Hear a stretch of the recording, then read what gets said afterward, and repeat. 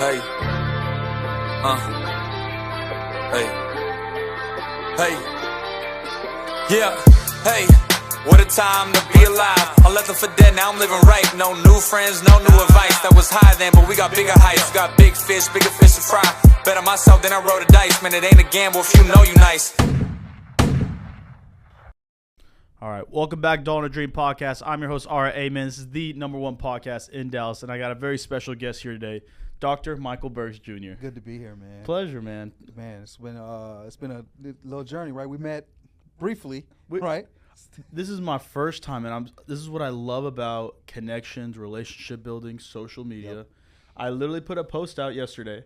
I said, "Who wants to come on the podcast?" Exactly. And you know who responded? Who? My mom. That's awesome. My mom responded. I'm gonna get my parents on one day.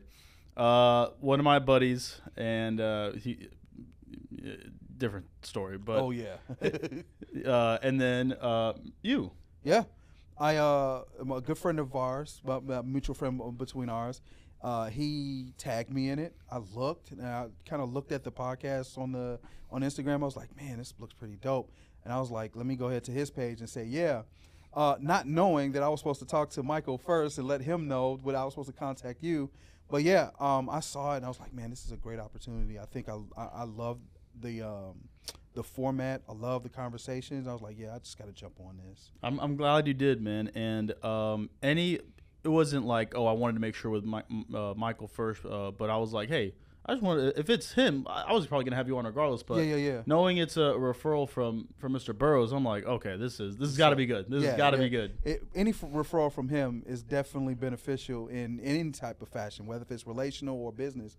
You know that he's done it for me, and I know what you were the same way. Like, hey, let me make sure this is coming from the right place, which it always is. And I'm glad I took the invite, man. Awesome, man. Hey, I'm big on stories, man. Yeah. I want to know your story. Okay. So let's start from the beginning. Where were you born? What was it like growing up? So I was born in Chicago, Illinois. Okay. Grew up very humble and dysfunctional beginnings, actually. Alcohol abuse, physical abuse, mental and emotional abuse in the household for as long as I can remember. I grew up in those environments. A lot of things were told to me that I shouldn't be doing or couldn't be doing or won't be doing. But I went against the grain on a lot of things. Even as a kid, it caused problems. It got me in a very tough spot a lot of times, but I did it anyway, right? There was always this thing in me that you're different, right? And when you're a kid, you're like, I must have been born from someone else.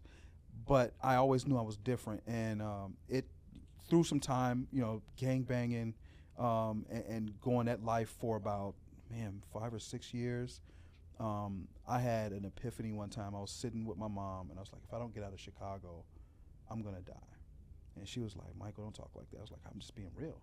I understand these spots, these places, these things that I'm doing. I'm going to end up dead sometime, Mom. She's like, so what are you going to do? I was like, I don't know yet. We got to figure it out. So I don't know how she ended up getting into it, but she understood and got information about Job Corps. And that was the pivotal point that started changing my life to get me to understand that I can be exactly the person that I kept envisioning in my head. Went to Job Corps the first time, didn't work out as well as I planned it to be, right? I messed up and brung Chicago with me instead of leaving it behind. I was able to get my GED from there and a little bit of the trade, but they kicked me out. What's Job Corps? This was in Dayton, Ohio. What is it? Dayton. What is Job Corps? Job Corps is a federal educational program where there are a bunch of campuses all over the U.S. where they transfer this facility into almost like a college campus for people who want to get away from everything, learn a trade, get your GED or high school diploma, away from all the distractions. Okay. It's a federal funded program. You stay on a campus, get fed 3 times a day. A lot of the resources are already there for you. All you have to do is get up and go to class every day and just live, right? So me getting away from the distractions of Chicago, all the gang banging, all the drugs, all the family problems, everything, it allowed me to see myself in a much clearer space. And the first Job Corps, I messed up because I brung it with me, right? then what happens is you can't go back to Job Corps for a year. That next following year, I signed back up. This time I did it the right way. Came in, I started off with carpentry, the carpentry program. And during there, I did so well, they had offered me the advanced carpentry program. I was like, great. It's in Albany, Georgia. So I get to Albany, Georgia. Quick funny story. Albany, Georgia was the first time I ever flew. Okay. But it was the most frightening experience in my life, right? So I get there, and it's the advanced carpentry program. So we get to do big projects, big construction projects. So I get there, and they're like, hey, get ready. Don't unpack too much. Tomorrow we're leaving out and going to Kansas City to help build another Job Corps gym. I'm like, all right, great, let's go. So we go to the airport, and it's a 6-seater airplane. This is Small airplane. Propellers, the whole thing. This is my first time on an airplane. Oh my God. Boy.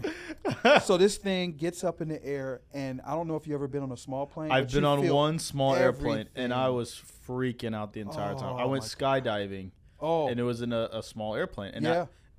I was more scared going up in the plane than I was jumping out. Yes. Because you're like, when you get up there, you feel every movement. Yeah. I don't know if people understand that when you're on a huge airplane, there's these air pockets that planes hit, and it's almost like the plane is diving, or you can hear it. You don't hear that on a large plane. They do a really good job on like commercial airplanes to not feel. Yeah, but on a small plane, you can hear it go, and it's diving. You're like, oh my God, please catch. Man, and myself not being on an airplane before, I sat in the back. So I got all that sway in the back and everything. Crazy story, right? So to this day, I'm really still kind of fearful of flying because of that one experience. But went to that Job Corps, finished out. They gave me a option to go back home to Chicago or go live in Atlanta. This was during Outkast, Southern Playalistic Cadillac Music, that whole album. I was like, I'll go to Atlanta. And, you know, they had Freaknik at the time and all this other stuff. I was like, let me go there. It sounds like a good time. I go there, and one of the first projects I was on is the DoubleTree Hotel right across the street from Olympic Park. And I got a chance to build at least 4 floors of that. We're talking about from popping lines, which is when you use the lines to know where the walls go, to putting up drywall and outside walls. But what happened, I saw an incident happen in construction on the that was a mortality. Wow. And I felt like this is not the place where I want to be. So I switched over to the IT. I was in IT for another 7 years, leading up to now. Leading up to a point where I was in IT, and this is where it changed for me to go into consulting. I was sitting in a company called Barclays Capital. It's a financial firm. I was going back and forth with a gentleman who was a trader on the trading floor, and he would always call me, and we would talk, or I'd fix his computer, whatever place. But whenever it was, I would talk to him daily, and he understood that I was very knowledgeable. He understood how I grasped concepts from trading to other business aspects and everything like that. And one day he calls me up there, and I'm thinking he's calling me up there to fix a computer. So I instantly, get up under the desk. He's like, Mike, get up, sit in the chair. So I think I'm in trouble. I'm like, this guy's going to get me fired. He's like, Mike, I've talked to you over the last 4 months. You know more about trading than some of the guys I work with. You know more about business than anyone I've worked with in this entire building. Your concepts on how you break down problems in a larger form and give us solutions on a small level. I've used some of your solutions on what I'm doing here. Wow. Yeah. And he's like, you're not built for being under my desk. You're not built for information technology. You know too much, and you should use it as a consultant. I said, okay, what am I supposed to do then? Because he's like a mentor to me. And he said, next week, I want you to quit this job. I don't want to see you here on Monday. The next following week, I get a phone call at my phone by 8 a.m. Hey, Mike, where are you? I'm at home. You told me to quit the job. He said, what's your bank account information? I send my bank account information. He sends me $5K. He said, this is so you can start your career as a consultant. Whenever you need help from me, whenever you need some type of information or through the door, a referral, I'm here for you. The only reason I gave you this is because you executed exactly what I said for you to do, and you did it without even asking me why. Wow. Yeah. It was like a test. Yeah, it was a test. He wanted to see if I would actually execute. Right. He knew I was a person that would do it. He said, in my heart, I knew you would. I just wanted to see if you had the heart to do it. I didn't even ask him a question. When he said, I want you to quit, I went home, made a decision. I said, all right, I'm sending the email so that when Monday morning hits, they'll get that. And I'm just going to figure out what he wants me to do. I was going to do it on my own. I didn't know it was a setup for him to help me be a mentor-mentee relationship. To this day, I still talk to him. We, back and forth. We trade ideas. He comes to me a lot for business and business acquisition ideas. Like he'll come to me, he's like, "Hey, I got an M&A deal that I'm bumping my head on. You think you can look at it?" Merger and acquisitions. Okay. Yeah, he'll be like, "I got a M&A deal, and I really want you to look at it and see what's going on." And I'll look at it and give him a heads up or some suggestions. And he's like, "Man, I love your thinking, man." So that just poured me into consulting. I started a consulting business and been back and forth on some of the niches that I was in. For a while, it was nonprofits. For a while, it was financial firms. But now I've honed directly in on business development. Okay. That's where I am now. So I do a lot of business development. I offer professional services, which is an array of things, but mostly it's been business development and marketing strategy. Very interesting story, man. Man, and that's just a little bit of it. I know, right? Like, there's so many little details, some things that, like, if we had time, I would give you some stuff. You'd be like, you got to be kidding me. What's the first thing that comes to mind when it's like, if I gave you time?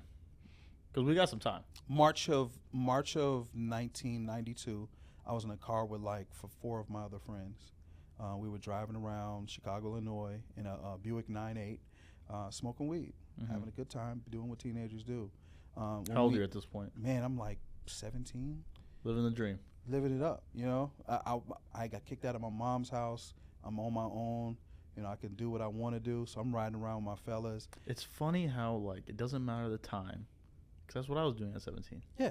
17, you're like, yeah, this is living life. it up. Yeah. I thought I was grown. Right, so, right.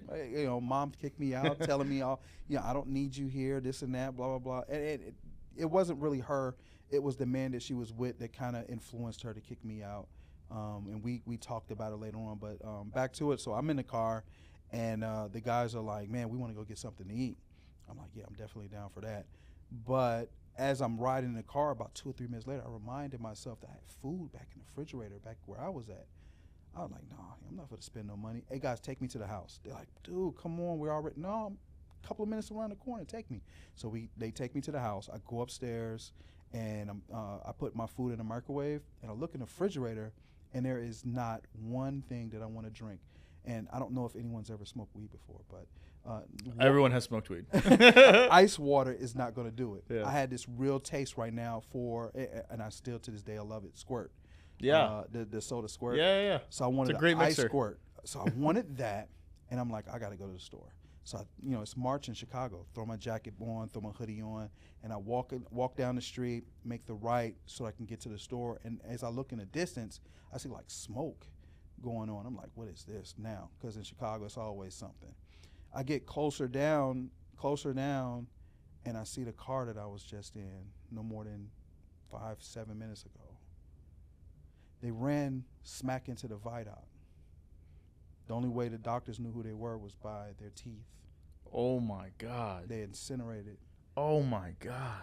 And I tell that story to a lot of like kids and everything like that. In places where I go, if Jim Rohn says you're the sum of the 5 friends you hang around, Yeah. imagine if I still been in that car. I'd be dead now. I would not be able to tell this story here. So, I tell people all the time, be aware of the people that you have around you. Now, you may not be on that road to physical death, but mental, emotional, Right. financial, right, relational, in some type of way, they have you in a car, and if you don't get out soon, you're going to be dead in one of those places in life. And that's where some people are right now. They still in the car burning, because they want to be connected to those people or connected to that situation.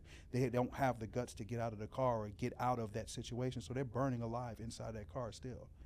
That's powerful, man. That was me at one point. I think that's a lot of us at one point. Yeah, every one of us has been in that situation where we felt like we were obligated to a friendship or a relationship or something, and we allowed ourselves to like become belittled and diminished in some type of way to where, you know, we're just dying on the inside and we want to get out of it, but we don't know how. Why is that the case? Why can't we make a decision in our brain, or why is it hard to make that decision to say, you know, maybe you're in a group of friends and let's say you want to, you know, get more out of life and all they do is party, smoke weed. Yep. Why is it hard to exit and say, you know what, I'm going to go this way instead? Man, one of the things would be freedom, right?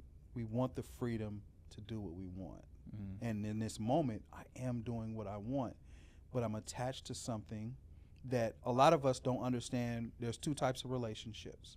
And most of the time when we're burning like that, like we talk about in that car, in that metaphorical car, we're burning because we're in either one of the two relationships, either a mutual beneficial relationship or a parasitic relationship. And a lot of times we choose the parasitic because it's easy. I don't have to do much. You don't require much of me. You don't keep me accountable of my BS. You're comfortable. You're comfortable. You like the burn. There's a story about what was it? There's a bear in the Arctic, and one of the other little animals walks up and asks his mother, "What is that bear doing?" "Oh, he's licking the ice." She's like, "Why is his tongue burning? There's a knife in it." And he's consistently just licking, but his tongue is burning and it's bleeding. He's like, "Mom, but he's bleeding." And he's like, "Yeah. Why doesn't he stop?" "Because he can't feel it. He's numb from the ice." That's a lot of us right now. Yeah. You know, we're bleeding out. We're having a really hard time. You know, we're dizzy. We're all type of things, but we're numb to the pain because possibly from our childhood, we've been doing this for a very long time. We've shut off some of those emotions, those triggers and those things in our head that says you need to get away from this. And then when you step away, the pain becomes real. And then when it becomes real, it's like, man, I'd rather just go back to being numb because it's almost like gravity. Yeah. It's like as you start pulling away, you get pulled back. And it hurts to pull away. But once you break free, you break free. Could you imagine licking on this one piece of ice with the knife in it, and then you walk away and it your burns. Tongue stops. It stops being numb. Yeah. Now you have to feel that pain of the thing that you did to yourself, and that's the biggest part. I don't want to look myself in the mirror and say you did this to yourself. Like, who wants to be accountable in that level to say everything that you've been through at this moment, everything that you're going through, it's your fault. It's your fault. Nobody likes accountability. Yeah, it's your fault your money's like this. It's also your fault your relationship is like this. Yeah. I would say nobody likes accountability. I'd say it's hard for people to accept accountability. Yes. It's a privilege. Yes. I mean, we don't like the feeling of what it makes. Oh, no, it sucks. Like, when you're being held accountable and you're like, oh, man, but then it's like, you know what? It's making me better. I appreciate it. Hey, I want to go back to growing up in Chicago. Yes. What was the family like? How did you get involved in the friendships, things stuff. Like that? Yeah. Family life. So love was shown in their own way. I'm not going to say I wasn't loved, but growing up, and I only learned this later on, growing up with individuals who had children early. My mom had me at 16 years old. She met my father. He was 21 years old, and he never finished school. He didn't have a dad that loved him. So the way they expressed love to me is the only way they knew how. Right? I didn't notice that at the time. I wanted more. I wanted this, you watch TV, I want that type of love. Right. I want that Cliff Huxtable love. But this is the only way they knew how to love you. And so I grew up like that. And because of the way in the environment that I was in, it kind of shifted the friends that I would have. At one point or another, I was going that route to where I was going to be just like them. I was picking the same type of friends, very rambunctious, outgoing, having a good old time and being free. doing whatever they want. But like I told you before, I'm a different person. I kept being pulled in the direction of kids who were staying out of trouble, doing things that were better, more fun, and more safer fun than everyone else. And I was okay sometimes being called the lame kid, being the nerd, because I understood early the lame and the nerd is the person that makes money, is the person that's that's not in the principal's book of kids being bad, that doesn't get looked at like a troubled child or anything like that. So I was okay with it after a while. So I would pick my friend. After a while, I picked my friends very carefully. There are a lot of people that I hung out with in school, and a lot of people that I was just associated with. And I started doing it over time too. There was a time where it didn't work for me.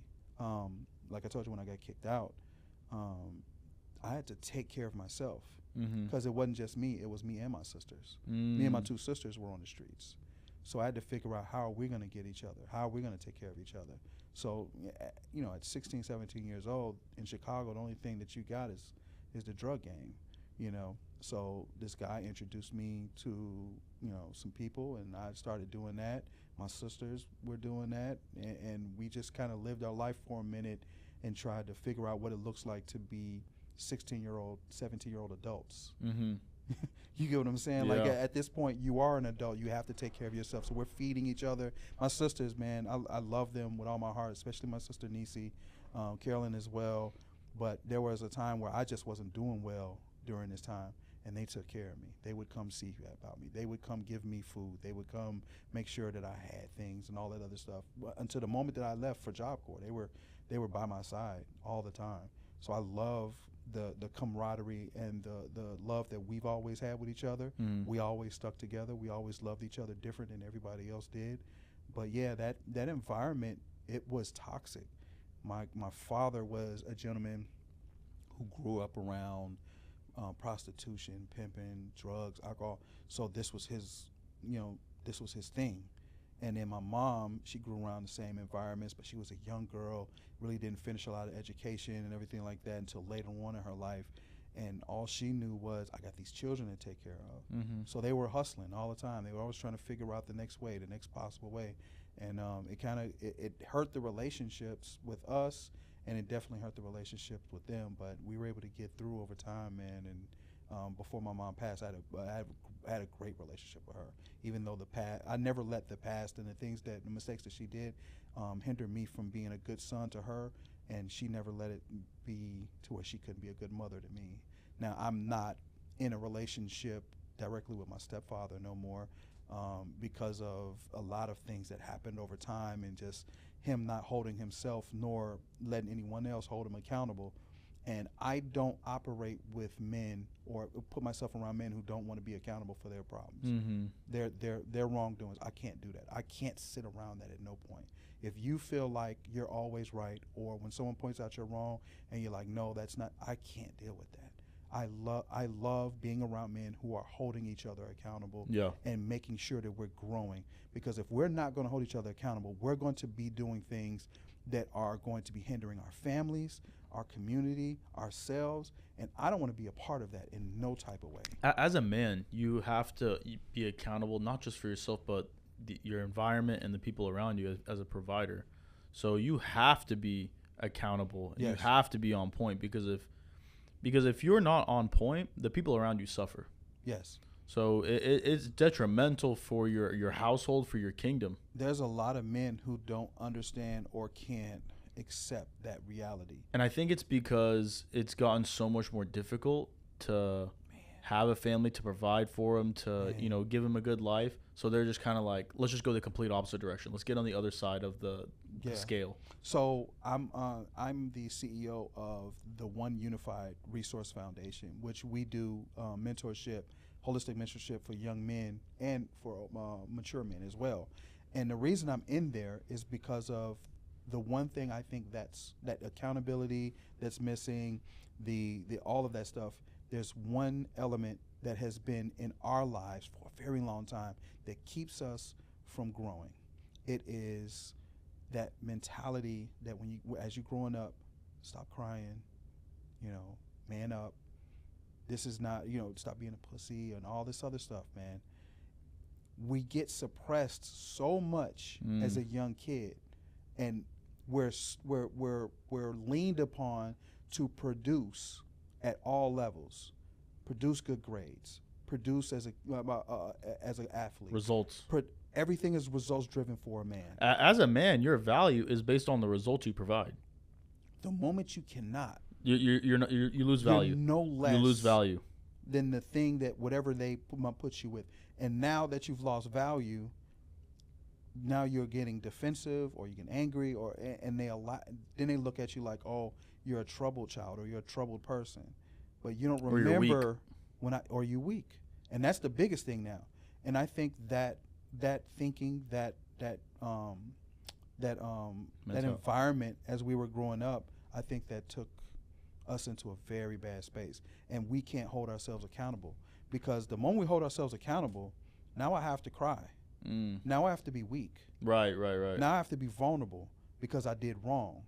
And now that I'm wrong in your eyes, whoever it is I'm trying to impress, I have to face that. And that means I have to face my feelings, which I've never been taught to face my feelings. I'm supposed to keep those inside and go forward. I think it's a correlation between men who are in touch with who they are, what's going on with them, can cry from time to time and get that feeling out so that they can move on to the next level, are men who can take accountability and move forward and do the things that they need to do. But when you're just constantly just holding that in, you don't want to be held accountable, because I'm weak at that. That's a weakness. That's me being vulnerable. Yes, I was wrong. Yes, I did this. I'm so sorry. That don't sound right to a person who is called a masculine man. Now you see me. You see my weakness. There's a problem with this, because I've done this as a little kid, and I had to hold it in. Like this one problem that continuously plagues my life, you see it, and you called it out on me. Who are you to do that? To call me out on my problem? Let me ask you this: as a CEO, you have to be a leader of a company and of people and a vision. And how is it okay to show signs of weakness as a leader? Yes. Explain. As a leader, you need to make sure that everyone around you understands that this title does not make me in a higher status than you. I'm still the same human just like you. I feel, I make mistakes, all those things. I need you to see me as the same human you are. I just got put in a position because I know how to lead us in the right direction. I can see the path better than you. So you can follow me to a certain point. And sometimes at a certain point, I can't see any further. So I got to make sure that one of you is learning the same type of skills that I'm learning, because you might be the person to lead everybody to the next part of this path. So I need everyone to understand around me that I'm no better than you. Just because I have Dr. Michael Burks, that doesn't mean that it's a piece of paper. That means I just went a little further with my education on a certain subject. It does not make me better than you. None of this does. The only thing that this says is I'm able to lead us to a certain point. And one day, I'm going to have to step down as leader because I can't get us any further, and one of you are going to have to take my place. Now, the person that understands that we're equals, that we can get through this together, is the person I usually am thinking about succession plan for. So I think the definition of weakness can be manipulated, right? So weakness is what you're saying is, hey, we're both human, we're both men. I make mistakes. Yep. I don't see that as weakness. I see that as being human. Yes. Weakness, I think, in my definition, would be like someone, let's say, not producing results because they're having problems with their family. Yes. And then it's like, okay, you're the leader. You're supposed to provide results. You're having issues at home, whatever it may be, and now that's affected the results. Is that acceptable? Yes. To me it is, because the only way it's acceptable to me, this is what I'll say, the only way it's acceptable to me is if you're able to say, hey, I'm in a very bad space right now. Can you take over? Right? Being okay with letting someone else take over for the moment. I am in a very weak position. My thinking is not clear. My decision making is not clear. and I know you can handle this. Can you do this for me for a moment while I get myself back in order? I just need you for this much time. Yes, that's cool. And you allow yourself to be available for questions and concerns so that they can understand where they're going. That's what leadership a lot of times is stepping down for a moment and letting someone else shine in your spotlight. A friend of mine taught me that. David Shands. I don't know if you know Sleep is for Suckers. He does the Social Proof podcast. David Shands, before he did the Social Proof podcast, I met him at his kiosk in Cumberland Mall in Atlanta. He sold T-shirts that were called "Sleep is for Suckers." Real good concept.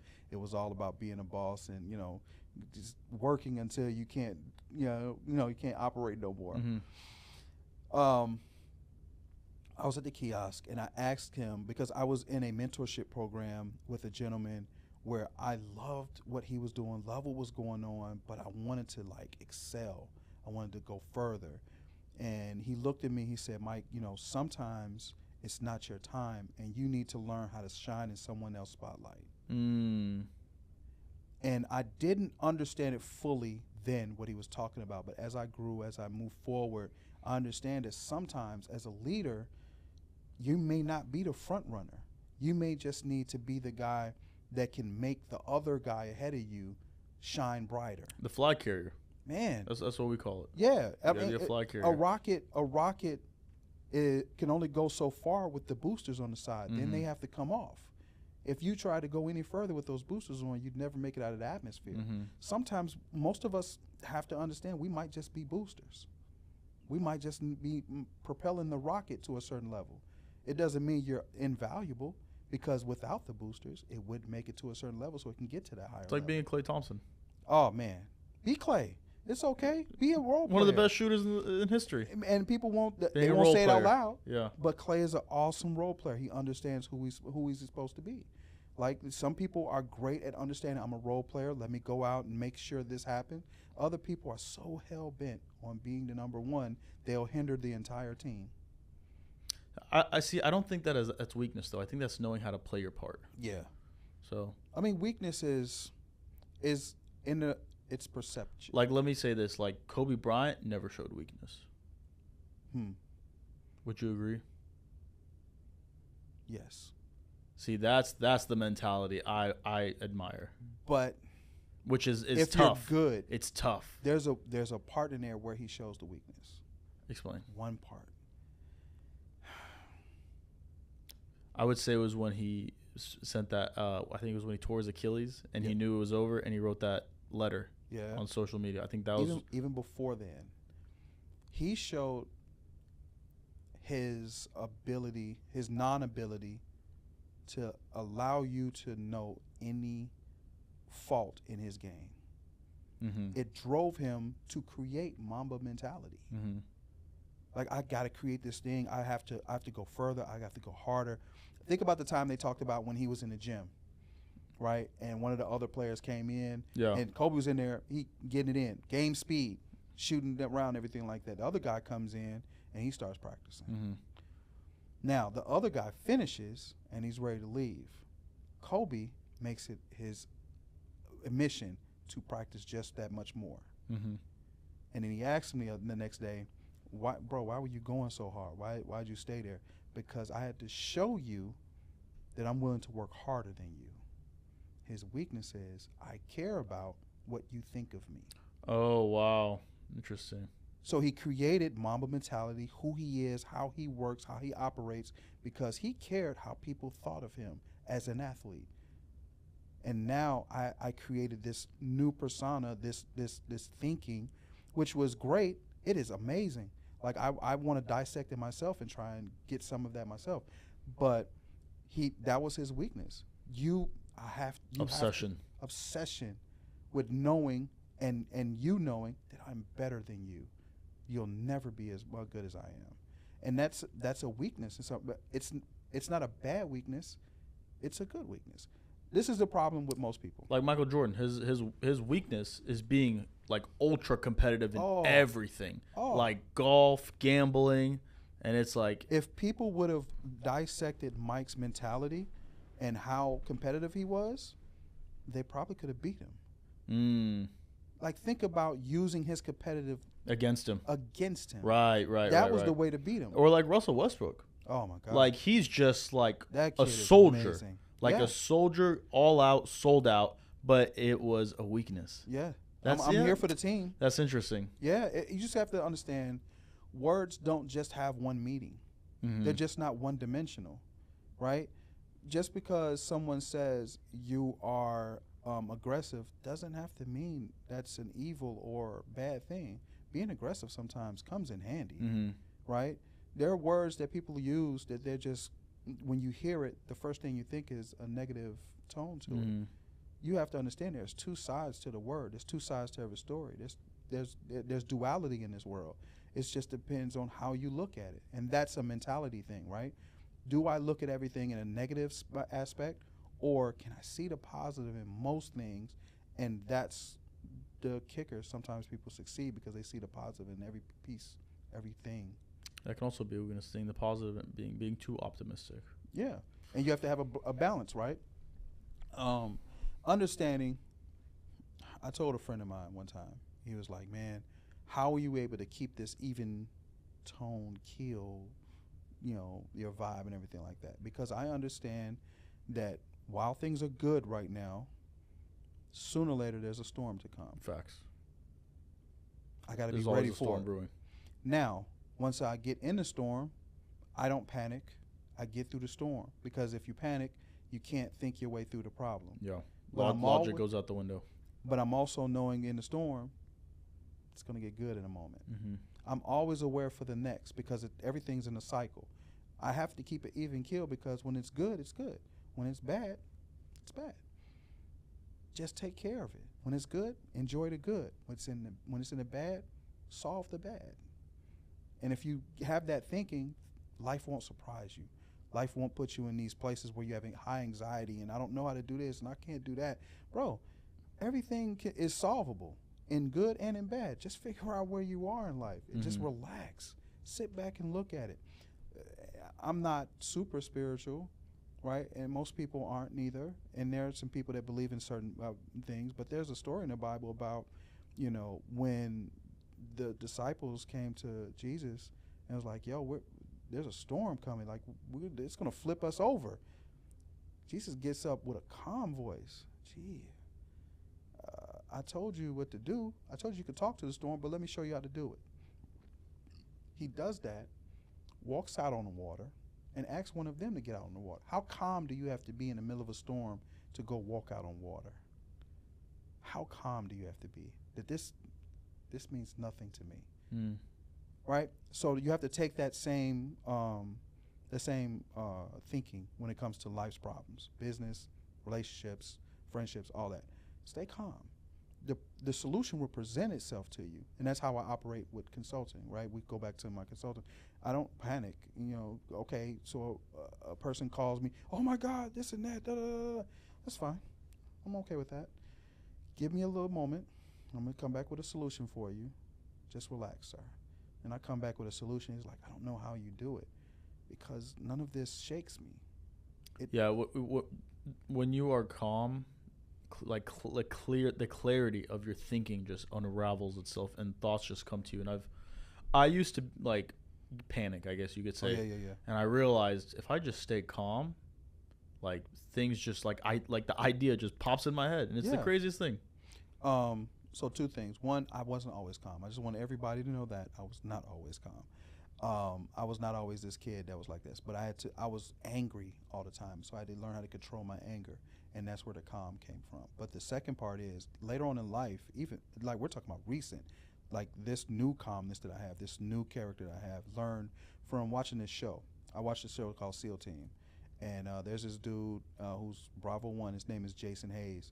He had just lost his wife, having a really bad argument in time with his daughter, and he was sitting on the couch from a long day, and she had walked up to say apologize and all this other stuff, and he had his picture in his hand, and he was like, what's that? And he showed the picture to her. He said, what, is there a story behind that? He's like, come with me. Jumps in the car, takes them to this tree, and he's telling them this story in order to lead to it. And this is the story that helped me understand how to handle things. He said he was on a 50-foot rock face in Bud's training, and he could never get up this obstacle. It was weeks, and he still couldn't get up the obstacle. And his drill instructor asked him, "Do you understand why you can't get up this obstacle?" He said, "No, Sergeant." He said, "Because you're always thinking about the end result. You're thinking about the top. If you worry about the 3 feet around you, the things that you can touch, and you work 3 feet by 3 feet all the way to the top, you'll eventually get to the top of this obstacle." Sure enough, he implemented what the sergeant told him. He got to the top of the obstacle, right? Most people are always worried about the end result. Yeah. If you just worry about the things that you can control, Day to day, in front of you. what can I control? What can I do? What can I physically put my hands on and maneuver in my benefit, and let the other stuff just fall into place? Because if it's out of your reach, then it's out of your hands. So that's how I operate now. If it's not within my reach, if it's not within my 3 feet, then I don't touch it. And that's how I get success now. That's how you do it. I mean, it's with anything. Think about football. Football is not about touchdowns. It's about first downs. Right. If you start from one end and get enough first downs, you'll reach the end zone. You don't see people throwing the ball all the way to the end zone the whole game. No, they're trying to get 3, 5, 7 yards at a time. Run the clock. Run the clock, man. Run the clock, everyone. I love it. How did you start your path to becoming a doctor, and what degree did you get your doctorates in? Oh, man. I got my degree in business with a focus on operations and management. But I got my degree so that I can show my children that it's possible for a African-American male to reach the highest level of education. There's nobody in my family that's done it. I'm the first at this moment, if not the only, that has ever went that far. I did it for my children. I didn't do it for me. Like when people I had to get used to people calling me Dr. Burks. It wasn't something I did for you to call me that, or for those purposes. I wanted my children to understand that education is easy. You can do it. It's possible. So I had started my journey on it a while back when I had my first child. And it became that goal, like, all right, Dr. Burks is good, because if my children see that, if they hear that, they're like, "Dad, what does that mean? What is it?" The questions start coming. I can explain to them what I did and how much effort it took, how much work it took, because you hear a lot about the doctorate program, and yes, it is, very challenging, but anything that doesn't have a challenge behind it is not worth it. Right. So now my children, they see the degree on the wall, and they hear people call me Dr. Burks. They see a lot of things change in our life, in places where we go. And they're like, "Man, Dad, is that because of?" Yes, it is because of. And that was the journey, man. It was only because of my children. It wasn't for me, but it's benefited me, right, in places where I can do business, and people kind of give me a different level of respect. But that journey started from my first child, Dolores, when I saw her and knew that I had to do something different. And then the other reason was my mother. I had just recently, after she passed, realized that everything that I've been doing my entire life was to impress my mother. Everything. Getting married, writing books, all these things. It had been to impress my mom, to give her something to say, "Hey, my son does this." Right. When she talks to her friends and everything, "Hey, my son does this, he's doing that," giving her some reason to boast about her son. And then the moment she passed, I kind of realized that now I have to figure out how to impress myself. So during the pandemic, I impressed myself. I said, I'm not going to let this pandemic pass me up without finishing this degree. I told my mom I was going to get it. I told my I was going to get it for my kids, so I finished it. And during the pandemic, I finished it out, man. Well, congrats. I appreciate it. It works, man. It put me in some really great places, man. You never, and it wasn't until a friend of mine asked me a question that I started using it for personal advancement. Someone asked me a question one time, and you don't get this question often with anything else, but it just shook me. She said, "What are you going to do with your degree?" And I was like, man, people don't ask you that when you get a master's or an associate's. That is the only time they ask you, "What are you going to do with your degree?" Is when you get a doctorate. What are you going to do with your doctorate? And I was like, man, I need to figure that out, I guess. And I took a 3-month sabbatical from everything, kind of figure out what was I going to do next. What am I going to use this degree for? Whose life am I going to change other than my children? Because that's what I got it for. Mm-hmm. So I figured out and made a plan, a strategy to change young men's lives in sports, entertainment, and just in my community. So I create opportunities for young men to get marketing deals, to get training, to get mentorship, whatever it is that I can do to help young men in my community and in other communities to advance. I'm using my degree to do that. I love it, and I want to get into that because I was watching some of your content. But before, I want to kind of stick to the story and dig deeper in regards to IT. So Yes. you were doing IT. Mm-hmm. You were working at, you said for like 9 years? I was doing consulting there. I was doing consulting during the IT stuff. So I was at places like J.P. Morgan, Barclays Capital. I was in. So you're in the financial world doing IT. Yeah, absolutely. And you were able to get a mentor. How did that relationship kind of go? How did you meet? How did that develop? Was it your first mentor? Yeah, was it your first mentor ever? I think that, no, my first mentor would have been Nichelle Manuel in my Microsoft Access class. Okay. Microsoft Access was like a database tool. Is that Job Corp? No, that wasn't in Job Corp. That was in college. That was Okay. my first college, yeah. But Nichelle Manuel, Dr. Nichelle Manuel, I'm sorry. Dr. Nichelle Manuel. Come on, Doctor. I know, right? She'll get on me. She will get on me if she heard me say it without that. But Dr. Nichelle Manuel, I was in the classroom, and it was me and another friend of mine by the name of Darius Callahan. We were in the classroom, and we were just excelling at everything. And one time we were coming out of the classroom, and she said, "Hey, you guys stay back for a second." And she kind of said, "Hey, you guys are just a little more advanced than these kids. You should probably start a consulting agency together." And I'm talking about the next day, I'm in the computer lab creating a logo and website and everything like that. So while we were in school, that was the first mentorship that I had that helped me start my first consulting gig. Mm-hmm. It didn't last for long. I ran that business for a year. It was called New Way Consulting, New Way Technology. So a new way to offer technology services. I created the logo and everything like that, and my first client was a place called the Matthew House. It is a nonprofit that in Chicago that offered services to people who just got out of prison. I helped them build network infrastructure in there, and I created a program where I helped men who got out of prison to build a resume and do a job search. I guess I've been working with men for a very long time. Mm-hmm. So that was the first real mentor, Dr. Nichelle Manuel. Then after that became Paul from Barclays Capital. Mm-hmm. Meeting him was just by chance.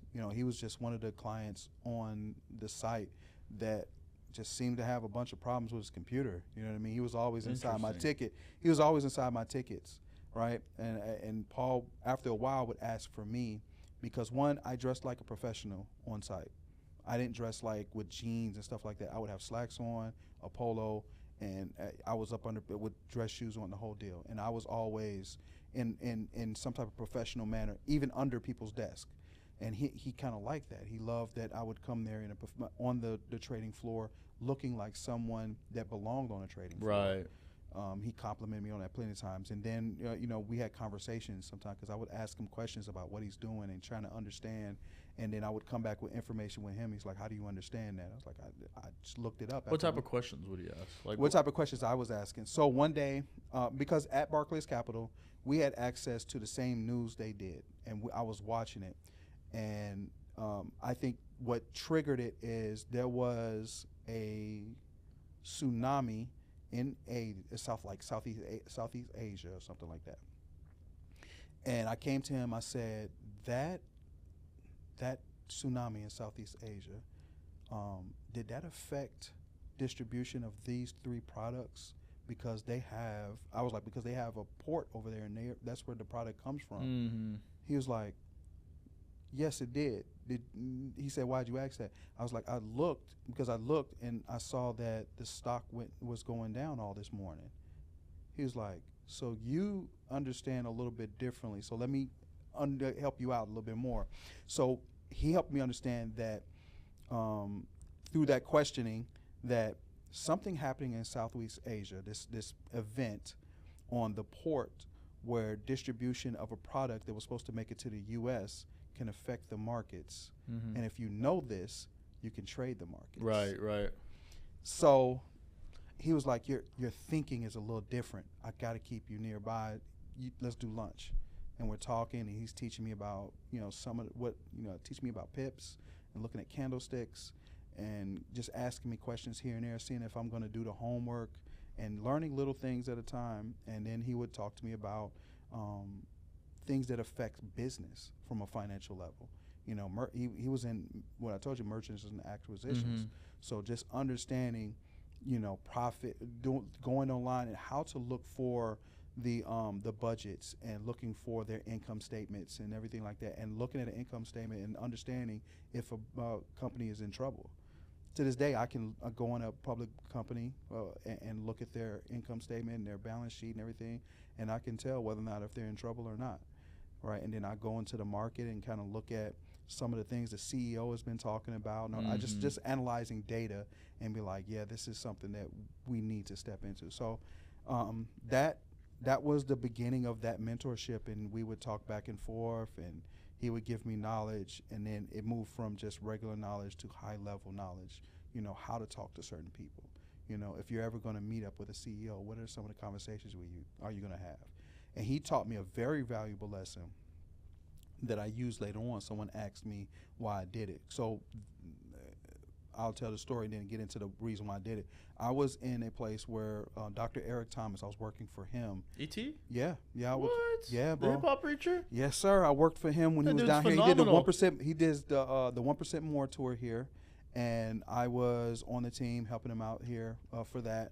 And there was an opportunity to talk to him and to talk to not Carl, but CJ. CJ was walking out. So I talked to E because I had a question for him. And then someone asked me, why didn't you ask Carl, not Carl, but CJ a question? I said, I don't have a question for CJ. Because CJ was with Josh, and I could have easily got over there and asked him questions. I don't have a question for either one of those guys. Mm-hmm. I don't have $1 million question. Like, he taught me, be aware of the person you're about to talk to, and if you should be talking to them at the moment. If you're about to walk up on a millionaire, taking a picture of them is not valuable to you. Right. That's a really good point, because I've been, starting to come around some of these rooms, and I'm like, I don't really need to just talk to him if I don't have any. There's no value in it. There's no purpose. And if I can't add value to him in return, there's no reason to waste that man's time right now. I know I have access to him. I can get to him on another time. This opportunity will come again. But right now, I'm not ready to say anything to him. And I love being able to discern that. There are rooms I'm going to talk to someone, and I know for a fact that me and this person can mutually benefit in life. Mm-hmm. And if I see a multimillionaire and they're in a space where I don't have a question for them, I'm not just going to walk up and introduce myself and, hey, can we take this picture, or any of those things that most people do, because there's no value in it for me or for him. Yeah. And you have to understand, multimillionaires, billionaires, all these people, the relationships are about value. Right. How can we work together to build on our dreams and make something happen from here? How we take our creativity and build something great. That's good. If you don't have that, man, just don't waste their time nor yours. So you get that $5,000 deposit in your bank and you start consulting. Yeah. Like, how do you just start consulting? Because you just quit your job. What's going on at this point? Yeah. So I used like $2,000 of it to make sure bills are taken care of. And what I did was I just hit the ground running. I bought. How long ago is this? Huh? How long ago is this? Man, so long ago. This is early 2000s. Okay. Early 2000s. Okay. Yeah. But I was like, okay, I got to pay bills first. So let me pay bills. The reason why I was like $2,000 for bills, and I'm like calculating how much, because bills right now is like $2,000 a month. Yeah. But back early 2000s, back then, they got you a couple months. Yeah, it got me a couple of months. Yeah. I was doing pretty good. The apartment I was in was like $475, and I didn't have many expenses or anything like that. Yeah. $475. But it was good. Great times. Yeah, good times. Good times. there was extra money in our pocket during those Yeah. times. We could do some things. But yeah, I was like, all right, let me pay some bills up, and then I need to figure out exactly what to do to move forward. So I made a call to him. I said, I just need you for 5 minutes. He said, okay, what you need? Asked him, what are some of the first things I need to do right now? What are the first steps? And he gave them to me. I said, all right, cool, thanks. Didn't call him back for another 10 months, I think. But first thing was, go get the bank account, right? Go get an EIN. At the time, I wasn't aware of LLCs and all this other stuff. I just used the EIN. Got the EIN, created the bank account, put the money in there so I could be able to use it. Bought some tools that I needed in order to do my job, like Microsoft Office, and bought me a new laptop because I needed a work one, and the personal one I didn't want to use. And then what I did was I created a work email for myself and started emailing. I started researching and emailing nonprofits and small businesses and talking to them about the IT services that I can provide, the stuff that I knew that I can do. Do you need network infrastructure put together? Do you need Microsoft Office training? Do you need a database put together? These are things I knew that I could do. And I was able to build out, I replaced his $5,000 with $5,000 a month coming in clients. That's all I did. That was my goal. That $5,000 he gave me, I was like, that was good. I can use that monthly and have a buffer. That was the goal. So I said, let me get clients to where I'm going to make $5,000 a month. So I ended up getting like one client for $1,000 and two for like another $2,000, and I was good for like 10 or 12 months because I didn't sign small contracts. It was like you either did a 1 year, 2 year, or 5 year contract with me. All of them did a 1 year contract with me because I was new to them. So that was it, man. I was making $5,000 a month in my first year as a consultant, but I was just only one man. My other friend, he really didn't gravitate to that. You have to understand there are people in this world who are entrepreneurs, and there are people who are workers. They're worker bees. You can't bring a person who's a worker bee, a person who loves that infrastructure in on business because they don't understand how this operates. They can't go and they don't understand that eat what you kill lifestyle. They can't deal with it. Yeah. And I had to let him go and let him go ahead and do it. And then it was just me handling these 3 clients. So at a time where I couldn't do it, and I just had a new baby. Later on in it, I was like, I just got to let this go and go back to work. So I dissolved the company at the end of our contracts. I trained them on what I was doing for them so they can move forward and do it themselves. And then I went on to get me a job at Ogilvy and Mather, which was a marketing company. And I think that was really the start of why I love marketing, because being in that environment was just awesome. Just learning how advertisements are made and creativity and all that stuff. But yeah, I got out of that and went straight to a company called Ogilvy and Mather and worked that for another 2 years, I think. And then how did you come back to your business? To business? I had been doing it off and on. I tried to do some remote stuff for people for a while. That wasn't working. I was in a relationship that was very volatile, and it wouldn't allow me to grow in my entrepreneurial space. So, a lot of times it just wasn't working. It wasn't until I got here 12 years ago that my wife that I'm with now gave me the space to be who I am, to be an entrepreneur, to create opportunities for my family. And that was when 12 years ago, I started consulting, and I haven't looked back since. So how did you decide to come to Dallas? So we were talking about this with some friends of mine earlier today. I met my wife in a Facebook group, the late 2000s. If anybody had Facebook groups back in those days, some of them were a little raunchy, a little grown. I met her in there, and we were friends for 2 years, even outside the group. And towards the end of the 2 years, she said, hey, I'm going to come visit you. Because we were really trying to get close at that time. We were talking about what would it look like to be together. She said, I'm coming to see you. I said, okay, cool. Come on to Chicago. I'll show you a good time. She comes to Chicago, and I show her a great time. We go to a bunch of great places and have a good time. So the day that she's about to leave, she's crying. She's at the airport crying, bawling. And I asked her, I said, what's the problem? She said, I wish you were coming home with me. Right? So I'm a man of words. She didn't say, I wish you were, coming back with me, or I wish you were coming to Dallas. She said home. Mm-hmm. To me, home is where you're supposed to be. As a man, you love to hear it to come home. Yeah. So I told her that day, I was like, okay, well, when I come to Dallas, I'll come to stay. She didn't think I was serious. That was in July. No, that was in June. August, I'm there. Because she said, "Here, you coming to Dallas? I got the ticket for you. I come here and I bring all my stuff with me." I'm saying, "I'm here. This is it. It's me and you." So What year is this?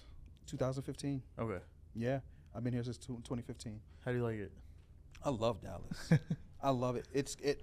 Dallas has given me an opportunity to be who I've always wanted to be. Chicago is great. I love my city. But the opportunity for entrepreneurship at the time just wasn't as open as it was, right? Yeah. Here it's thriving. It's thriving. Even now, it's even more about thriving because of the entrepreneurship bug that everybody has. But I've been able to just be who I am here, and people are pouring. The people that I've attached myself to are just pouring into me and be like, Mike, man, I love the way you think. I love the way you operate. And they're opening up opportunities for me, and I'm able to open up opportunities for them. Mm-hmm.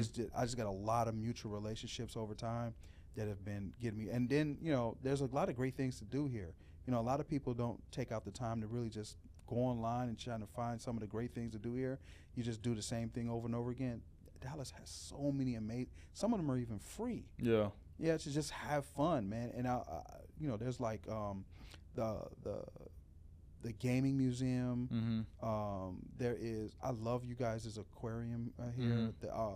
That's an awesome place. I love the zoo. I love the parks. I love it all. The only thing I don't love about this place, people, is the heat. This place is crazy. When I first got there, I took the garbage out for my wife. It was like 10 o'clock. It was like 90-something degrees. Yeah. I told my wife, I said, why? Why is it 90 degrees at 10 o'clock? It should be cool outside. I should have to put a hoodie on to take the garbage Yeah, but out. Chicago's just like freezing. I'll take that. Nah. I'll take that. I can't do it. It's so hot here. Sometimes it's miserably hot. And I pray, and I'm so glad and grateful that God's put me in positions where I'm always in the AC. Yeah, no, I completely agree.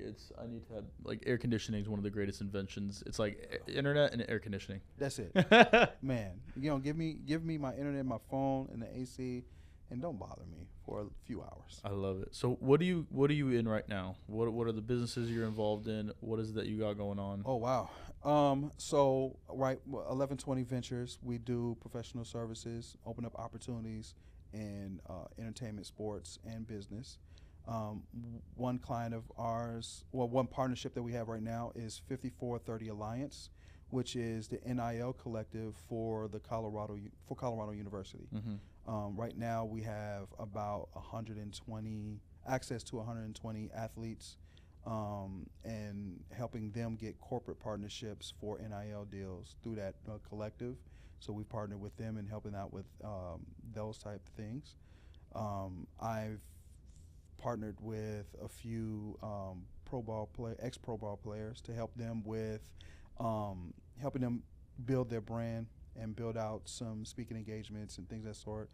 Individuals like Ty Ellis, who used to play for the Sacramento Kings, helped out with the USA basketball team and stuff like that. Me and him are working together.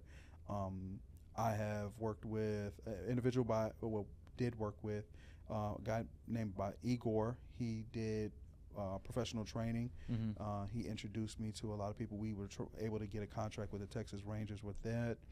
The DLC from NWA, worked closely with him on building out some community projects and everything like that. So right now we're working a lot with marketing deals and business development deals.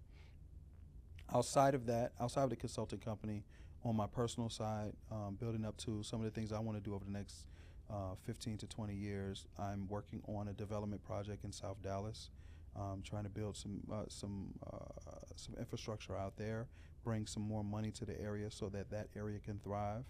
And then outside of that, man, just really focused on the mentorship programs that we are implementing. We do an 8-week mentorship program in Mesquite Middle School. We teach a framework, financial literacy, relationship management, appearance, mental and emotional awareness, and execution. They go through 8 weeks. So the first week is like introduction, then they go through the core program, and then we go through some implementation and some personal coaching, if you may, with those young men. And it's doing pretty well. We're in our third year of it, and we're getting great results from the kids, man. Some of the parents are hitting us up and like, man, my son's changed and he's different. Wow. He's doing this. And that's the biggest part. I love the teachers are good, but I love when we get some type of feedback from a parent, because that means it's not just working in the school, it's working back at home. Right. Yeah, I love that. That's impactful, man. I like the classes you were saying. So appearance. Yep. So financial literacy, super important. relationship and management, Super important. appearance, Super important. mental and emotional awareness, Super important. and as a man, Execution, because that's what provides results. That's it. What type of what excites you right now? Like excites me to work with, or to just in any general. In general. Being a father. Okay, why? I don't know if I can ever explain it. Being a father, watching my sons or my daughters or any one of my children just ask me a question, and me and be able to provide information or a resource. Me being there for a football game, being there for when you're going through something. I mean, even the arguments, I'm okay with, even with the arguments when they don't like me, right? I'm okay with that. Being a father it's not rewarding to other people, but to me, I love it. It excites me. I have 2 boys right now. My son Michael, who plays football for Woodrow Wilson, and then my son Matthew, who's a middle schooler, and he plays basketball and football. But to see these guys kind of mimic me sometimes, and to know that I'm in a better place now, and they're showing me that the work that I'm doing is worth it. Yeah. Because they could have went a different route. I could have been that kid from Chicago that still would have been a gangbanger, still been a ruffian, still being rambunctious, and they would have been that type of kid because they'd have followed me. But for them to look at me and think about success in a different way, for my son to, hit me up and be like, hey, Dad, I want to do this, I want to do that. What does that entail? And I give it to him, or my little one, I want to dress like Dad. Mom, could you buy clothes like this? Or can you do this? Can you do my hair like them just wanting to be me?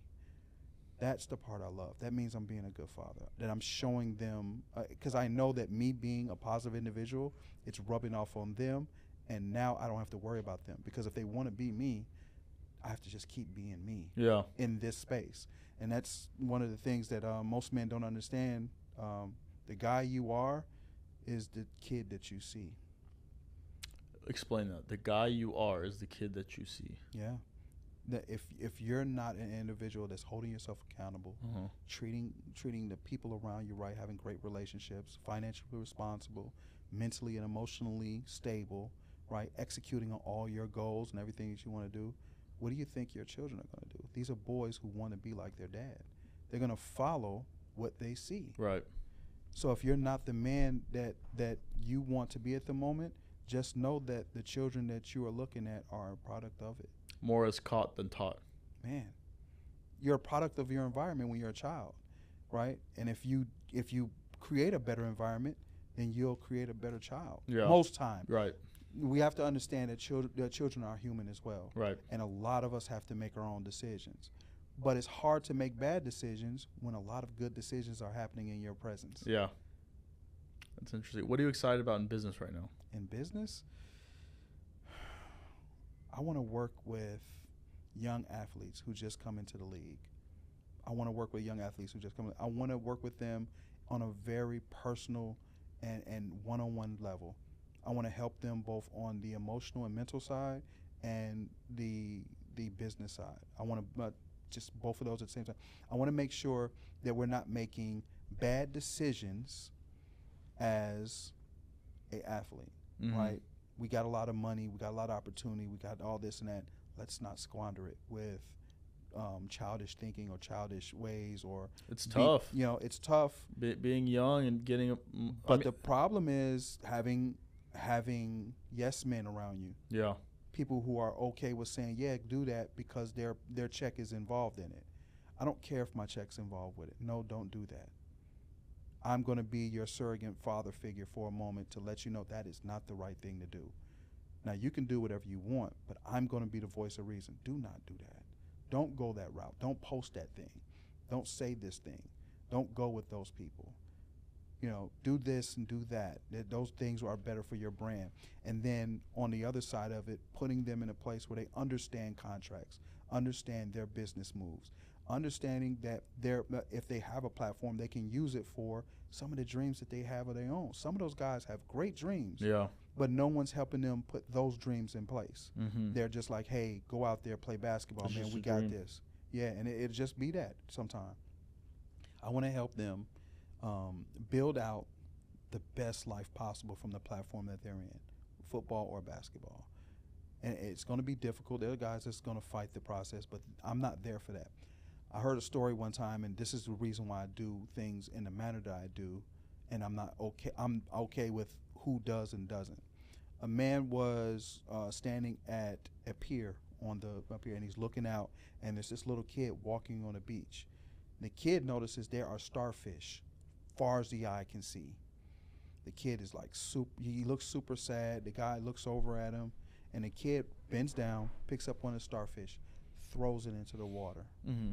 The man yells out to him, "You can't save them all." Mm. The kid yells back, "But I can save that one." I'm not there for every athlete to listen to me, just the ones that will listen. But E.T. them told me one time, your sheep know your voice. You're not here for everybody. Right. But the people who are there to hear you, that God is putting in place for you, they'll hear you, they'll listen, and they'll do what you ask. Yeah. You just got to be okay with talking until you find that sheep. And it may take a while. It may take years, and it may happen in the first day. That's just how I operate, man. It's an abundance mindset. Yeah. It took a while to get to this point. Not going to lie. It took a while to get to this point. I'm 47 now. And it took a while to accumulate this type of thinking, this type of mindset.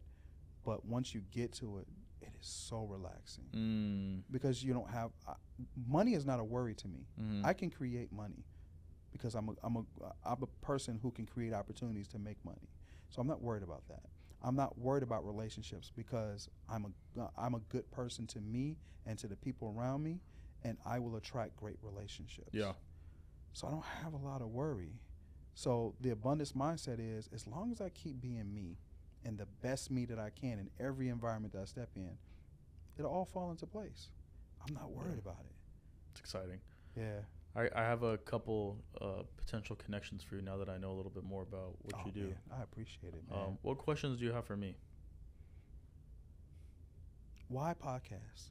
Why this time? You strike me as an individual who loves conversation, loves to be out, learn about people. You're very attentive at the conversation. There's a lot of people that can go through 20 minutes of talking and go back to one specific thing and be your conversation, the way you operate on that level is different. Why podcast? Why did you choose podcast? So I remember being a kid and being on YouTube, and I didn't like TV because it had commercials. So when like YouTube came out, I was like, this is freaking cool, no commercials. Yeah. And I kept seeing Joe Rogan's podcast, and it was like 3 hours, 4 hours, and I'm like, nobody's watching this video. Yeah. I was like, nobody's watching this video. And then I saw he had an episode with, I think it was like Kid Cudi or like Steve-O. Yeah. I was like, whoa, these are people I know. Yeah. So I clicked them, and I just kept fast forwarding. I was like, there's no way they're just talking for 3 hours. And they were just talking for 3 hours. Absolutely, yeah. And I was like, nobody listens to this. And then I started listening to it, and I was like, obviously, people are listening to it because it kept popping up. And this is probably in like 2010. So it was like a while ago. And I would just slowly became obsessed with it. Was always obsessed with comedy. Yeah. Like I love comedy. I do. Like, I do. I remember being like a kid and like listening to like Dave Chappelle falling asleep. Like I'd be in middle school, like young kid, and and I would listen to Dave Chappelle or like Gabriel Iglesias. Yep. Like I would just listen to them. This is like when YouTube was out, so I could go to YouTube and watch their specials. And I would just listen to them over and over and over again while I would sleep. And that was like a form of podcasting to me. And then started following this guy named Patrick Bet-David. Patrick is awesome. And Patrick, his interviews were like so different than Joe Rogan's. Yes. Like I was like, yo, this is what I want to do. Yeah. I was like, this is exactly what I want to do. And so my vision with this is it's a mix of 3 different things, right? It's Joe Rogan's podcast. Like I want these to be 3-4 hours long one day. But right now, studio time, right? Yeah. We're budgeting. We're always on the budget, people. So we'll get there. And then so I want it to be a mix of Joe Rogan, Patrick Bet-David, and then there's another guy named Andrew Schultz. So I love Andrew Schultz. Yes. Like Flagrant, their podcast, I freaking like. I love that show, and I love the concept of just being with your boys and just fucking around. Yeah. And absolutely. like just shooting the shit. So like I want there to be a mix of a lot of things. So I want to have interviews like this. Yep. I want to have conversations like this, meet new people, hear their stories, promote them, hear about what they got going on, and just. I didn't realize this is what it's called, but it's the Mr. Beast effect. You know Mr. Beast? Yeah. So all he does is just give. Yeah. He just gives. Everything he gets, he just gives, and he becomes super rich. I'm talking about. I don't understand it. I don't understand it. Happens. And he was talking about how he's going to run for president one day, but he's going to have no money because he's just going to give it all away. Yeah. So nobody could sue him, and it's like he like it sounds like an evil genius almost. Yeah, the guy is. He Genius. He understands YouTube at a level that most people will never understand. He understands engagement. He understands business. He understands funding. He understands people, above all people. Yeah, because who thinks of these scenarios and you think to yourself, no one's gonna do that, but he has people just super engaged in these weird scenarios. And my children, they'll watch him for hours. Yeah. And I'm like, what are you watching? He's like, I'm watching Mr. Beast, and they're doing this and da-da-da. I'm like, really? And then I'll find myself 10 minutes in standing there with my son. You can't not watch. It, and I'm rooting for someone, and I'm like, why am I still here watching this? He has captured engagement to a like immense level. And how do you you want to ask a question to him, and this one day I'm pretty sure you're going to get there when you can interview him. How are you able to create a video that both an adult in his late 40s and a child who is like 14 will sit here and watch this entire video? And it's amazing for you to cross over generations like that. For someone like me, who's a business professional, will sit there and like be stuck in this moment, but still have a teenage kid who loves your character, loves all this, what you're doing, and we're both like this. How do you do it? And that's I would love to ask him that. That's How a great you able question. To put something like that together. He's done some podcasts where he talks about his process. Nearly. And he literally quit school, and he would just be on Discords with it was like 3 or 4 other YouTubers. Yeah. And all they would do is just make YouTube videos and talk about what they failed at.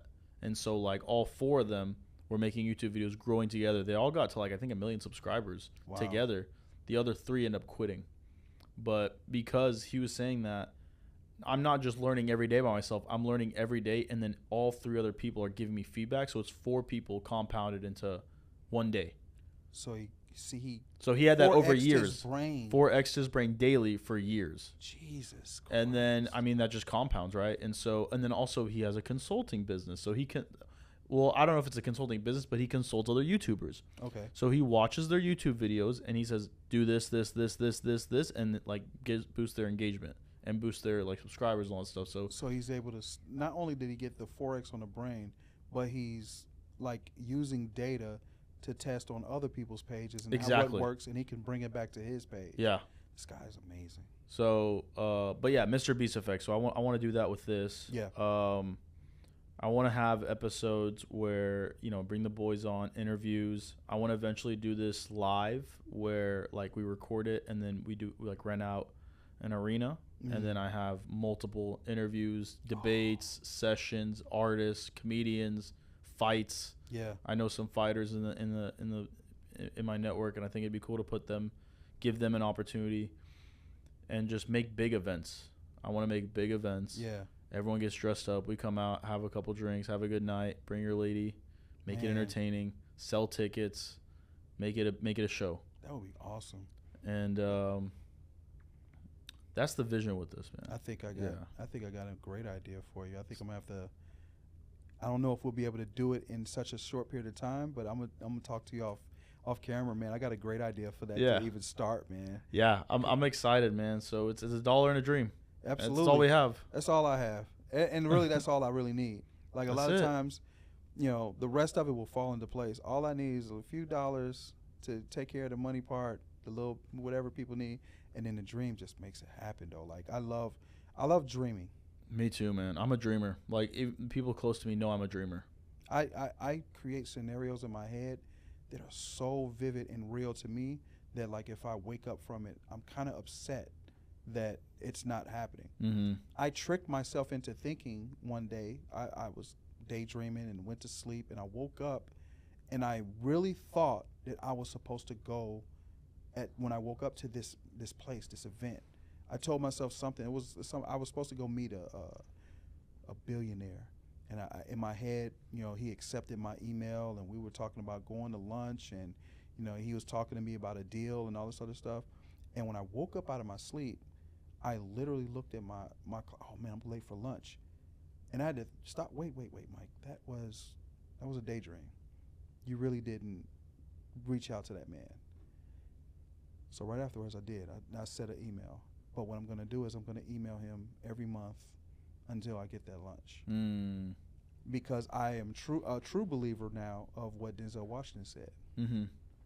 Dreams are God's confirmation that it's yours to have. 100%. So if I can dream out that vividly, this scenario, then it's for me to have. God wouldn't put that in your mind if you couldn't have it. If you couldn't have it, because that's just deception. That's not his. That's deception, MO. and that's exactly. So if I can dream it, then it is possible. I just have to be patient enough for that opportunity to come. So I'm just going to be patient and keep sending the email and sending out, hey, how you doing today? Would love to buy coffee for you. Hey, how are you doing this day? I saw what you were doing last week. Congratulations on that. Just until he says, hey, why don't you meet me here? And the day that he meets me there, I'm going to be ready for that conversation. Is this someone local in the Dallas area? No. He's a multimillionaire in Dubai. Okay. And when he says jump on the plane, I got that money put aside for that plane ticket because I can't wait. What are you going to ask him? How do I scale this idea that I have for a tech project? Mm-hmm. How do I scale this idea to make $4 billion? How do I take it from where I see it right there that it's going to make about $2 million a year to $4 billion? How do I take it public? How do I do that? Like the whole process. How do I make it go from 2 million to 10 million, and from 10 million to 100 million, and then from there to $1 billion, and then from there, how do I exit out? But it's still part of. Got you. It's still growing. Yeah. Yeah. Because when I exited, I still wanted to be a part of. I still wanted to impact everyone that it's a part of. Mm-hmm. Like it's just a different thinking now. I've been privy to so much information, so many conversations now, that if I did meet those other people I was telling you about, I have a conversation for them now, because I'm thinking way bigger. Mm-hmm. Like my thinking last time, years ago, used to be like, man, I just want $1 million, and I really can see $1 billion in my head. I've really thought it out. I'm like, that's easy. I just need the first $1 million.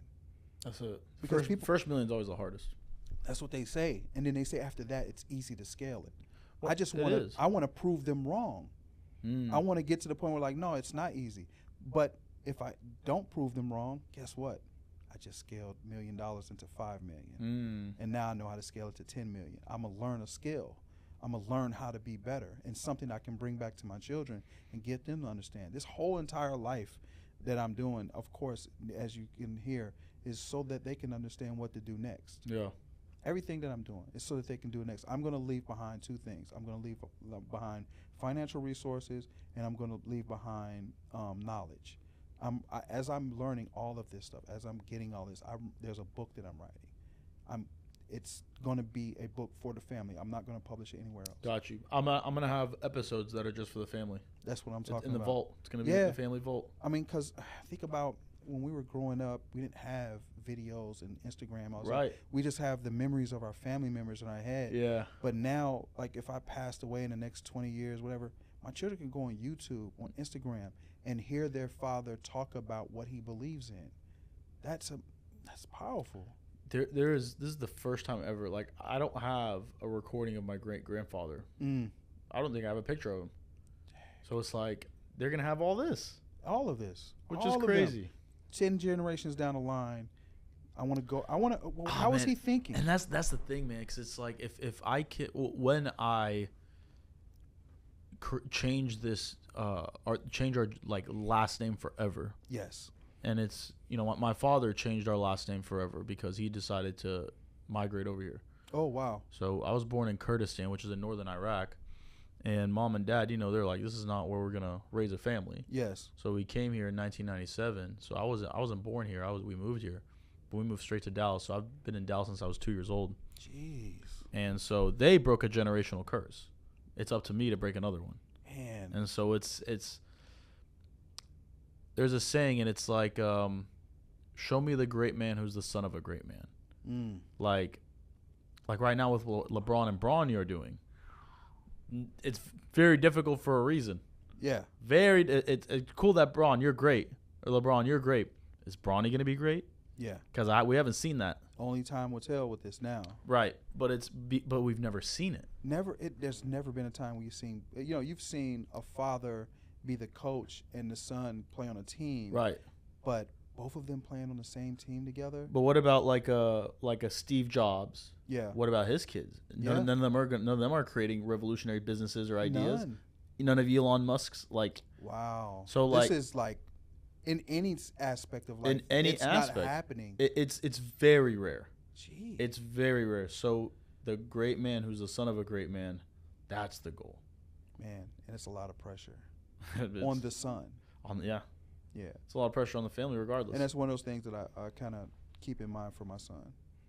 I know that he wants to impress me and be this great kid that he wants to be. So I kind of pull the pressure off him sometimes and get him to understand it's okay to be human. It's okay to make some mistakes, man. It's okay that you didn't do this, that you didn't. Like, I'm going to help you through it. I'm going to give you some suggestions and be a father, but it is okay. I think it's good for the father to say that, but I think there should be like a coach or mentor. Yeah. That is not speaking in that way. Yeah, and that's what he gets from his coach. Perfect. That's the dynamic. Yeah, the football coach is like, hey, I'm not your dad. I'm your coach. Yeah, and you make it clear. And I'm the one that I have to play. Kind of good cop. Chess. I play chess. Oh, chess. Okay. There are days when I have to be that guy. Yeah. Or there are days when I have to like calm down because I know his mental state, and I know when to give him hard training or when to give him hugs and love. Yeah. And a lot of us don't know that little space. Right. They don't play with that. And sometimes I was like, hey man, I want to help you out with your thinking and everything like that. So it works. He loves it. There are times when how old are your sons? 17 and 11. Okay. Yeah, they're great guys, man. And then my daughters, I have a 23-year-old. I have a 15-year-old. You have 4 kids. 4 kids. Yes. I had to think for a second. I have 4 children from me, and then the 5th child is my wife had a child from another previous marriage, so I have 5 altogether, actually. Beautiful, man. I want a big family. I love big families. I told my wife today, we were talking about it, that if she was younger, she'd have to have 3 more. Yeah, I'm on the mindset where I'm like, I'm ready, but it's like I just need to get a little Yeah, a little more a ahead. little bit more. Just a Yeah. little more ahead. Well, Man. we're on the verge, man. We're on the cusp of blowing everything up. So it's like we're just so close. Just Yeah, it's gonna happen for you. God, man. yeah, I'm very. I know God's timing. Yeah. He's not going to give me anything before I'm ready. So I'm just tightening up because I'm getting ready. You know what I mean? You know, this you know the hit's coming. I know. You just gotta prepare for it. I got to get in the gym a little more. Man. Gotta roll Work out the those podcast muscles. a little Yeah, more. know it. Be a little more disciplined. So It's just that one. It's gonna be that one interview. it's a tweak. Man, that one interview. It's with not that even one it's not person. even the interview. So to be honest with you, I just need to hire someone to kind of do the social media management aspect of it, and I think that'll be done. So that's not really my main focus right now, because I know this is eventually like Joe Rogan's podcast didn't start making money until like episode 500. Yeah. So I'm not really too worried about this generating a bunch of revenue or anything like that. I know it will Yeah. close to episode 500. Yes. So I'm not. This is like episode 50, I think, or 50 or 49. Oh, we're good. So We got a little time. yeah. So I'm not. When I make more money in my businesses, I'll invest that into here to scale. Yeah. Social media, things like that, live events, kind of like I was saying. Yep. So that'll just be part of the process. But I need to find a way to get out of my. I need to make money out in my business to exit my day job. So that's the next step. For you being, and you say you've been here since you were a little kid, but I know your family is still culturally connected to where you're from. Mm-hmm. You being an entrepreneur and your culture, is there any kickback on 100%. the lifestyle that you've chose to? 100%. So at first, parents, because I have a couple engineering degrees. I'm an engineer by day, and I got an MBA. So I was like, this isn't really working. Yeah. Like, if this isn't, I did it. It's cool. I mean, it does what it's supposed to do, I should say. Absolutely. Yeah. But it's not going to create generational wealth. And so I got a license in financial services, started building the business, marketing organization, and I started doing that. My parents were like, no, you should go into real estate. You should go get your PhD. You should go anything but whatever I want to do. Yeah. And then I started making a little money. And then it's like, okay. And then they started seeing how impactful it is. And then they started and then they see the podcast. Yeah. Now they're listening and they're watching, and it's like, okay, I think he's serious. So now we're still not 100% there. They're obviously they support me and love me no matter what I do. Yep. But I just want to make sure I blow it out the park sooner than later. You know what I mean? Yeah. So for me, to you, do the work. Yeah. Do the work. Whatever your mind is telling you to do, at the speed that you want to do it, at the level that you want to do it, just do that work. Don't worry about anyone or anything outside of you. The moment you start thinking about who, what, why, how, that's not connected to what you're trying to do, it will prolong how fast this starts working for you. Yeah. You have a dream, you have an aspiration, you have a milestone, you have a goal, all these things. Sit real tight and pretty in your seat and let that car move at the speed it's supposed to. And as you ride past people, don't wave, don't roll down the window, don't look back to talk at them. Look forward, ride in the car, and enjoy where you're going. It is the only thing that's going to keep you. It's the only thing that's going to keep you from saying, "I'm not going to do this no more." Mm-hmm. The moment you look on the side, rearview mirrors, looking back, trying to communicate with the people that are being left behind, it becomes a problem, because then the car has to stop. Yeah. So that you can speak to them. Yeah. Don't do it, bro. Look ahead. Keep your eye on exactly what you've been aspiring to, and when that 499th episode comes out, Yeah. I'm gonna be right here in the other room waiting for like who we're doing for 500. Oh, I can't wait, because by then I know for a fact that you've made it to that point where I know you're gonna be smiling. You're like, yeah, we're at 500 episode, y'all, and you have no clue. And we're talking about 1 million followers by then. Yeah. We're talking about 1 million subscribers. We're talking about monetization. We're talking about brands wanting to partner up and be a part of the podcast. See, like that stuff. This is just all me. I haven't reached out to do. No, and it's like doing so well. I've met some people that are like, hey, we can get some brand deals. We can do this. We can do that. And it's like my mind's just not even there yet. It's like I everything's gonna come naturally, and I know it. Yep. So I'm just excited, man. And I know I tell one of my friends because we're in the same. He does music. He made the intro to the podcast. Oh wow! And I tell him, I was like, bro, we're gonna sell out Cowboy Stadium one day. I was like, we're gonna sell out Cowboy Stadium one day because it's our city. This is Dallas. We both grew up in Dallas. We have a love for the city. That's dope. But all right, man. Any final thoughts? What's the last thing on your mind? Last thing on my mind would be, do not let anyone stop you from doing what you want to do. I don't care if it's a parent, a spouse, child, whatever. You are here to accomplish a goal. And if it's been put inside your head to accomplish that goal, go do it, go after it, no matter what. If you let someone stop you, if you're a spiritual person, you need to understand that you are spitting in God's face about something that he asked you to do. And then if you're a man, you have to understand there are children, people, communities that are counting on you to do what you said and you were set out to do. Don't let anyone stop you. Because the moment you let someone stop you to talk, to be distracted, whatever the case may be, you prolong the life that you've been really looking forward to. So don't let no one stop you. Don't let anyone stop you from what you want to do, whether if it's getting a job or starting a business or getting a wife or having a child or traveling, whatever it is, go do it and do it unapologetically, because life is short and you never know when it all ends. Dr. Burks, thank you. I appreciate it, man. Appreciate it, bro.